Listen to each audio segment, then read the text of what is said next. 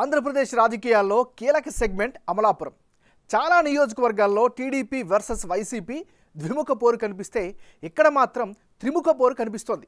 గత ఎన్నికల్లో TDP, YCP, Janasena మధ్య ట్రై వార్ జరిగింది. ఇప్పుడు టీడీపీ జనసేన పొత్తుతో ద్విముఖ పోరు జరుగుతుందా, లేదంటే టిక్కెట్ రాకపోతే జనసేన అభ్యర్థి ఇండిపెండెంట్గా బరిలో దిగుతారా అన్నది కీలకంగా మారుతుంది. 2008 నియోజకవర్గాల పునర్విభజన తర్వాత అమలాపురం సెగ్మెంట్ ఎస్సీ రిజర్వ్డ్గా మారిపోయింది. ఈ 5 ఏళ్లలో ఈ సెగ్మెంట్లో చాలా రాజకీయ పరిణామాలు జరిగాయి. రాజకీయాలు హాట్గా మారుతున్నాయి. జిల్లాల విభజన తర్వాత కోనసీమ జిల్లా పేరును అంబేద్కర్ కోనసీమగా మార్చడంపై చాలా ఆందోళనలు, ధర్నాలు, రాస్తారోకాలు, లాఠీ చార్జీలు కూడా జరిగాయి. మరి ఇప్పుడు అమలాపురం నియోజకవర్గ ఓటర్ నాడి ఎలా ఉందో తెలుసుకునే ముందు 2019 అసెంబ్లీ ఫలితాలను ఒకసారి పరిశీలిద్దాం. 2019 ఎన్నికల్లో వైసీపీ అభ్యర్థి పినిపే విశ్వరూప్ 43% ఓట్లు దక్కించుకొని గెలిచారు. ఈ సెగ్మెంట్లో విశ్వరూప్ వ్యక్తిగత ఇమేజ్, జగన్ వేవ్ బాగా పనిచేసింది. అదే సమయంలో ఆనందరావు గతంలో ఎమ్మెల్యేగా ఉన్నప్పుడు చేసిన అభివృద్ధితో తెలుగుదేశం పార్టీకి 27% ఓట్లు తెచ్చిపెట్టింది. అలాగే గత ఎన్నికల్లో జనసేన నుంచి పోటీ చేసిన శెట్టి బత్తుల రాజాబాబు కూడా 27% ఓట్లు దక్కించుకుని నియోజకవర్గంలో బలమైన లీడర్గా గుర్తింపు సాధించారు. అప్పట్లో కాపులు, శెట్టి బలిజ కమ్యూనిటీలు రాజాబాబుకు చాలా ప్లస్ అయ్యారు. అలాగే Pawan Kalyan image, party wave కూడా జనసేన ఓట్ షేర్ పెరగడానికి కారణమైంది. మరి ఈసారి ఎన్నికల్లో అమలాపురం నియోజకవర్గంలో రాజకీయం ఎలా ఉండబోతోందో big TV exclusive detailed election survey చేసింది. ఆ అభిప్రాయాలను ఇప్పుడు పరిశీలిద్దాం. వైఎస్ఆర్ కాంగ్రెస్ పార్టీకి చెందినటువంటి నాయకుడు విశ్వరూప్. మరి విశ్వరూప్కు రానున్న ఎన్నికల్లో అనుకూలమైనటువంటి అంశాలు ఏమిటి పరిశీలిస్తే, అమలాపురం నియోజకవర్గంలో బలమైన నేతగా ఈయనైతే గుర్తింపు కనిపిస్తోంది. ఇది ఖచ్చితంగా పాజిటివ్ ఫ్యాక్టర్. మంత్రిగా పనిచేసినటువంటి అనుభవం ఖచ్చితంగా రాజకీయంగా కలిసి వచ్చే ఫ్యాక్టర్గా కూడా చెప్పుకోవచ్చు.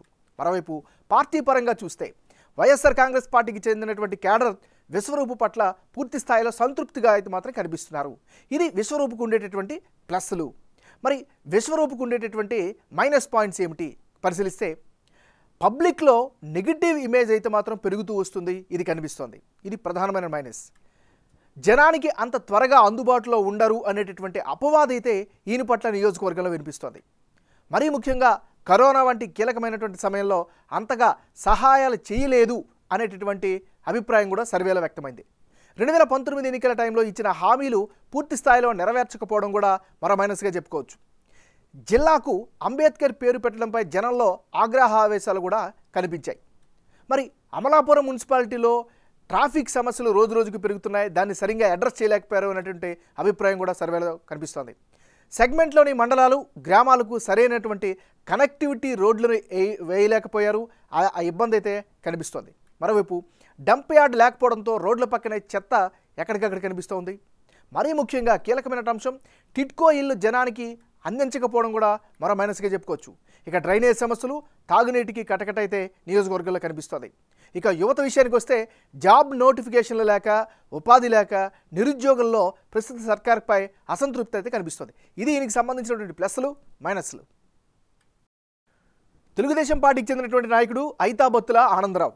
మరి రానున్న ఎన్నికల్లో ఐతాబత్తుల ఆనందరావుకి కలిసి వచ్చేటువంటి అంశాలు ఏమిటి పరిశీలిస్తే, సీనియర్ నాయకుడిగా నియోజకవర్గంలో అయితే ఈయన పట్ల మంచి గుర్తింపు అయితే కనిపిస్తోంది. మరోవైపు సామాన్య జనంలో ఈయన పట్ల పాజిటివ్ ఇమేజ్ కూడా వ్యక్తమవుతుంది. ఎప్పుడైనా ఎవరికైనా సమస్యలు వస్తే ఇమీడియట్గా పరిష్కారానికి చొరవ చూపుతారు అనేటువంటి అభిప్రాయం కూడా ఈయన పట్ల వ్యక్తమవుతుంది. మరీ ముఖ్యంగా అన్ని సామాజిక వర్గాల్లో, అంటే అన్ని కమ్యూనిటీల్లో కూడా ఈయన పట్ల మంచి ఆదరణ కూడా కనిపిస్తుంది. ఇది ఐతాబత్తుల ఆనందరావుకి సంబంధించిన ప్లస్లు. మరి ఈయనకి సంబంధించిన మైనస్ పాయింట్స్ ఏంటి సర్వేలో ఏం తెలియ కనుక పరిశీలిస్తే, ప్రధానంగా జనసేనతో పొత్తుతో ఓట్ల బదిలీ జరుగుతుందా, జరగదా అనేటటువంటి ప్రధానమైనటువంటి ఒక డౌట్ అయితే వినిపిస్తుంది. ఇది దీనికి సంబంధించినటువంటి ప్లస్లు, మైనస్లు. తెలుగుదేశం పార్టీకి చెందినటువంటి నాయకుడు శెట్టి బత్తుల రాజాబాబు. మరి రాజాబాబుకు రానున్న ఎన్నికల్లో అనుకూలమైనటువంటి అంశాలు ఏమిటి పరిశీలిస్తే, అమలాపురం నియోజకవర్గంలో కీలక నేతగా ఈయన కూడా మంచి గుర్తింపు అయితే కనిపిస్తోంది. ముఖ్యంగా గత ఎన్నికల్లో మంచి ఓట్ షేర్ సాధించడం కూడా ఆయనకి రాజకీయంగా అనుకూలమైనటువంటి మరొక అంశంగా చెప్పుకోవచ్చు. ఇక కులాల పరంగా చూస్తే శెట్టి బలిజ, కాపు ఈ 2 కమ్యూనిటీల్లో కూడా ఈయన పట్ల ప్రాధాన్యత కనిపిస్తుంది. ఈయనకి పట్ల పాజిటివ్ ఫ్యాక్టర్ కనిపిస్తుంది. అన్ని గ్రామాలను కవర్ చేసేలా రాజాబాబు మహాసంకల్ప యాత్ర చేశారు. అది ఖచ్చితంగా అడ్వాంటేజ్గా కనిపిస్తోంది. ఇక ప్రభుత్వ విధానాలను ఎప్పటికప్పుడు ఎక్కడికక్కడ ప్రశ్నిస్తూ వస్తున్నారు. దీంతో ప్రజలకు మమేకమయ్యారు. ఇది శెట్టిబత్తుల రాజాబాబుకి సంబంధించినటువంటి అనుకూల అంశాలు. మరి ఈయనకి సంబంధించిన మైనస్ పాయింట్స్ ఏంటి పరిశీలిస్తే, తెలుగుదేశం పార్టీ జనసేన అభ్యర్థులు విడివిడిగా ప్రచారాలు చేస్తూ ఉండడం ఒక కన్ఫ్యూజన్ అయితే క్రియేట్ అవుతుంది. ఇక పొత్తుల్లో భాగంగా టిక్కెట్ ఎవరికి దక్కుతుంది అనేటువంటి అనుమానం కూడా బలంగా వినిపిస్తుంది. ఇది ఈయనకి సంబంధించినటువంటి ప్లస్లు మైనస్లు. రానున్న ఎన్నికల్లో అమలాపురం నియోజకవర్గంలో ఎవరెవరు బరిలో ఉంటే ఫలితాలు ఏ విధంగా వచ్చే అవకాశం ఉందో పరిశీలిద్దాం. ముందుగా విశ్వరూప్ వర్సెస్ ఐతాబత్తుల ఆనందరావు. వీళ్ళిద్దరు గనుక బరిలోకి దిగితే, ఇప్పటికిప్పుడు ఎన్నికలు జరిగితే అమలాపురంలో తెలుగుదేశం పార్టీకే గెలుపు అవకాశాలు ఎక్కువగా కనిపిస్తున్నట్లు బిగ్ టీవీ సర్వేలో తెలుస్తుంది. తెలుగుదేశం పార్టీ అభ్యర్థి అయిన ఐతాబత్తుల ఆనందరావుకు 52% ఓట్లు, వైసీపీ ప్రస్తుత సిట్టింగ్ ఎమ్మెల్యే పినిపే విశ్వరూపుకు 41% ఓట్లు, ఇతరులకు 7% ఓట్లు వచ్చే ఛాన్సెస్ కనిపిస్తున్నాయి.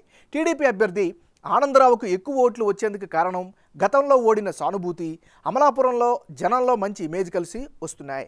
మరోవైపు కరోనా లాక్డౌన్ సమయంలో ఆయన అనేకమైనటువంటి సేవా కార్యక్రమాలు చేశారు. అవి ప్లస్ అవుతున్నాయి. 2014లో ఎమ్మెల్యేగా ఉన్నప్పుడు చేసిన అభివృద్ధి కార్యక్రమాలను జనం గుర్తుంచుకోవడం కీ ఫ్యాక్టర్ కాబోతోంది.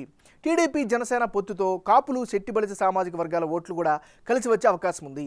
మరోవైపు ప్రస్తుత ప్రభుత్వంపై వ్యతిరేకత కూడా తెలుగుదేశం పార్టీ అభ్యర్థికి గెలుపు అవకాశాలను పెంచుతున్నట్లు సర్వే రిపోర్ట్ చెబుతోంది. మరోవైపు వైసీపీకి లబ్ధిదారుల ఓట్లు కీలకంగా మారుతున్నాయి. మరో సినారియో ప్రకారం అమలాపురంలో టీడీపీ జనసేన పొత్తు వికటిస్తుందా అన్న డౌట్లు కూడా పెరుగుతున్నాయి. ఒకవేళ టీడీపీ అభ్యర్థికి టిక్కెట్ వస్తే జనసేన నుంచి టిక్కెట్ ఆశలు పెట్టుకున్న రాజాబాబు స్వతంత్రంగానైనా బరిలో దిగేందుకు సిద్ధమవుతున్న ప్రచారం జరుగుతుంది.